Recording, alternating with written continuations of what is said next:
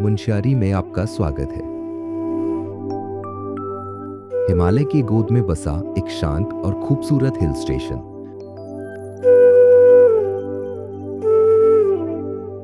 यहाँ की हरी भरी वादियां और बर्फ से ढके पहाड़ जितने सुंदर हैं, उतनी ही खास है यहाँ की बर्ड डाइवर्सिटी।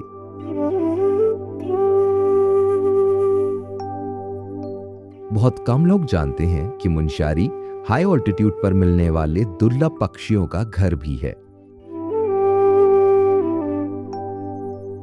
ये बर्डिंग जोन है पूरा। इसमें आपका एलिवेशन रेंज नीचे अगर मथकोट से शुरुआत करते हैं बर्ड को, तो लगभग 1100 मीटर हाइट है उसकी एमएस, और हम 4000 मीटर ऊपर तक हैबिटाट हमारा पूरा बर्ड्स का हैबिटाट है। तो इसमें कई बर्ड्स का हमें एलिवेशन जोन मिलते हैं जहाँ पर अलग अलग टाइप के बर्ड्स हैं। फ्लाई कैचर, फिंचेज और फिजेंट्स बहुत हैं यहाँ पर। इन्हीं स्वर्ग सी खूबसूरत वादियों में उत्तराखंड वानिकी प्रशिक्षण अकादमी हल्द्वानी ने कैंपा योजना के तहत एक खास पहल की। 3 दिन की बर्ड वॉचिंग वर्कशॉप जो मुनस्यारी के लोकल नेचर गाइड्स के लिए रखी गई। अब हम थोड़ा पास जाते हैं। पास जाने की अप्रोच डायरेक्ट नहीं होंगे, हम थोड़ा सर्किल बना के वो जो टायर वाला है वहां पे जाके चीजों को ऑब्जर्व करने की कोशिश करेंगे।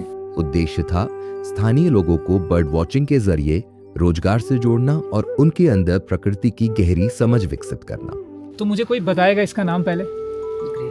ग्रे बुस्टेड काफी लोगों को पहले पता है, और मेल और फीमेल दोनों है। प्रकृति की गोद में बसा उत्तराखंड अपने घने जंगलों, विविध वन्य जीवों और समृद्ध जैव विविधता के लिए प्रसिद्ध है। हमारा उद्देश्य ऐसी पीढ़ी को तैयार करना है जो पर्यावरण संरक्षण को जीवन का एक अभिन्न हिस्सा मानती है। आप इसके फीचर्स को देखो, इसके कलर्स को देखो, इसके साइज को देखो, ये क्या खा रही हो, सारी चीजों को नोटिस करो, तब आपको बहुत आसान हो जाएगा। आपने अभी तक टीके याद किया, अब आप इसको ध्यान में रखेंगे, green back tip. Bird identification एक कला भी है और विज्ञान भी।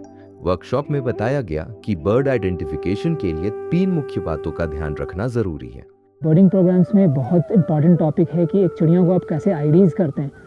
डिफरेंट क्राइटेरियाज हैं जिसको हम एक फील्ड मार्क्स भी बोलते हैं, जहां एक पार्टिसिपेंट एक बर्ड्स के कलर्स के बारे में इंफॉर्मेशन रखता हो, चाहे दूसरा पार्टिसिपेंट उनके साइजेस को देखता हो, तीसरा पार्टिसिपेंट उसमें कुछ वेरिएशन देखता हो।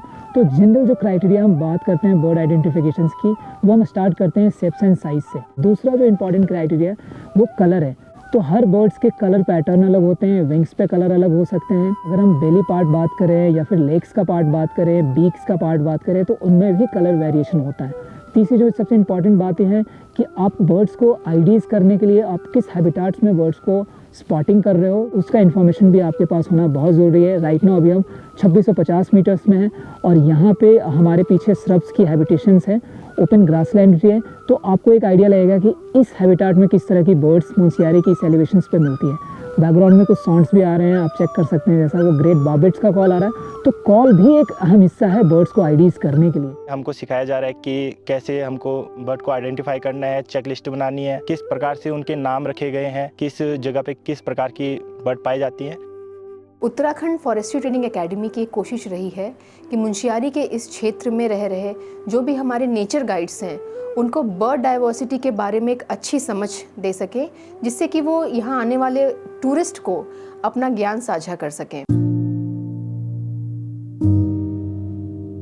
जो 3 डेज़ का वर्कशॉप्स यहाँ पे ऑर्गेनाइज हुआ था, तो फर्स्ट डे जिस ट्रेल पे गए थे हम, इको पार्क के कैंपस के आसपास गए थे, जिसका एलिवेशन 2650 मीटर था।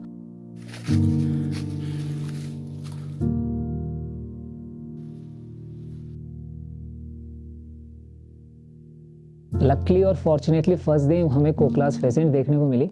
इसके अलावा यहाँ की कुछ कॉमन बर्ड्स भी दिखी थी, जिसमें से ब्लैक हेडेड जे था, ग्रेट ट्री पाई था।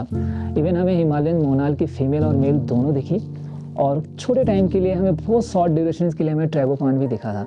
और इसके अलावा मैमल्स की भी स्पॉटिंग हुई थी, जिसमें येलो थ्रोटेड मार्टिन था और बार्किंग डियर्स था। यह कोर्स हमें मदद करती है कि इससे कुछ बेहतर और जान सके इस क्षेत्र के बारे में, कुछ ऐसी बर्ड्स के बारे में जान सके जो यहाँ कॉमनली रहती तो हैं, बट हम उनके बारे में कुछ ज़्यादा जानते नहीं हैं। उनका माइग्रेशन पैटर्न, फूड हैबिटाट, जो मॉर्फिज्म है इनका, उनके विषय में अगर गहराई से अध्ययन किया जा सके तो उनके विषय में जानने में सरलता होगी।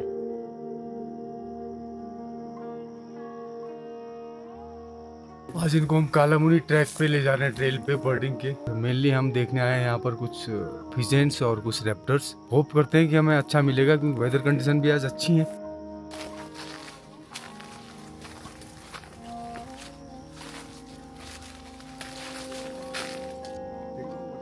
नेचर गाइड्स को जंगल की पगडंडियों पे ले जाया गया, जहां उन्होंने न सिर्फ बाइनोक्यूलर से पक्षियों को निहारा बल्कि उनके व्यवहार, आवाज और मूवमेंट को भी गहराई से समझा।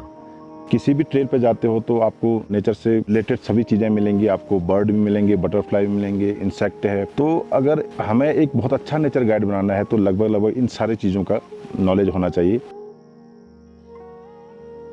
थर्ड डे जो सुबह का जो फील्ड वर्क था काफ़ी एक्साइटिंग था, जिसमें हम सरमोली विलेज गए थे, सारी टीम वहाँ पे गए थे।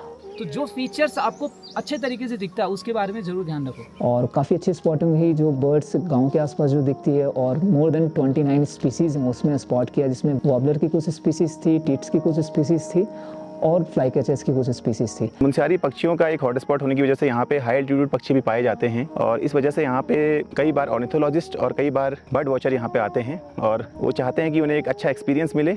इसी वजह से गाइडों का संस्था निर्माण यहाँ पे किया गया है। फील्ड वर्क के बाद प्रतिभागियों के साथ एक ओपन क्वेश्चन आंसर सेशन भी रखा गया, जहां उन्होंने अपने सवाल पूछे और विशेषज्ञों ने बेहद सरलता और समझदारी से हर सवाल का उत्तर दिया।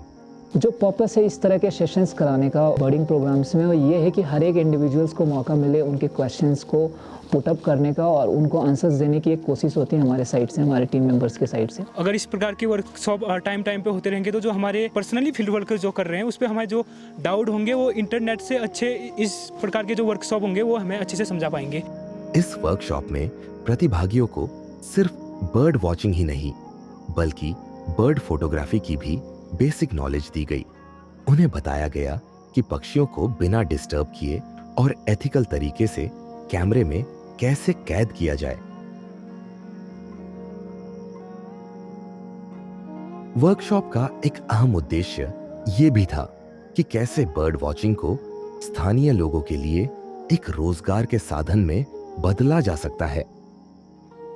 उत्तराखंड वानिकी प्रशिक्षण अकादमी की ये पहल न सिर्फ मुंशियारी के क्षेत्र में जो बर्ड डाइवर्सिटी है उसके संरक्षण में हेल्पफुल रहेगी, बल्कि वहाँ रह रहे लोगों के लिए रोजगार सृजन का भी साधन उपलब्ध कराएगी।